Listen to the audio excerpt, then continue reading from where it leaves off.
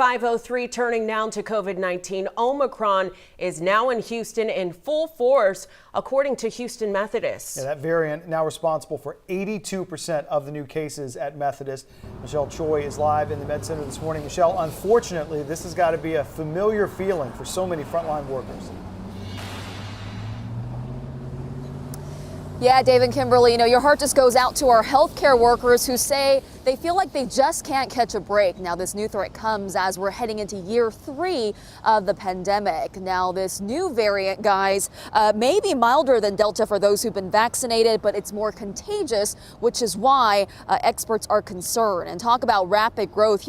Houston Methodist says Omicron now makes up 82% of its new cases. It took less than 3 weeks for that to happen versus Delta, which took nearly 3 months to reach that point. As our frontline workers brace for yet another uptick in hospitalizations, when asked how they're handling it all, they say they're drained mentally and emotionally.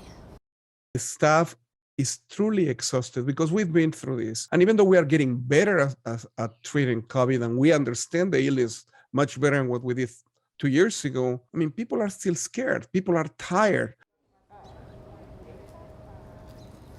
And to continue to protect yourself, health officials say it's important that folks continue to get vaccinated, including getting the booster shot. Now, guys, as proof of the threat from Omicron, Israel just announced it will ban travel to both the U.S. and Canada because of its prevalence here.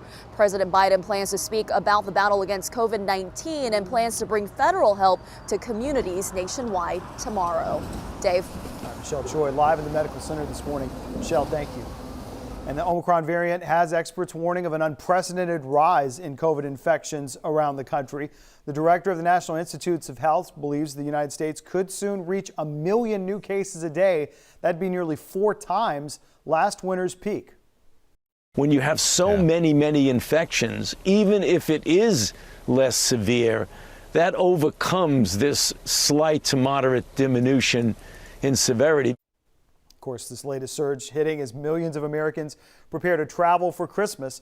Experts say even fully vaccinated people should wear masks at all times inside airports, train stations, and other public spaces. And Kim, it looks like the push from the White House to get more people vaccinated is still ongoing. Yeah, that's right, Dave. And that brings us to your other coronavirus headlines. Counting down from number 3 this morning, a federal appeals court reinstated President Biden's vaccine mandate for large companies, and as of now, businesses with 100 or more employees will require vaccines or testing by January 4th, but it's unlikely this will be the final ruling. Number 2, the Texas rent relief program is ending.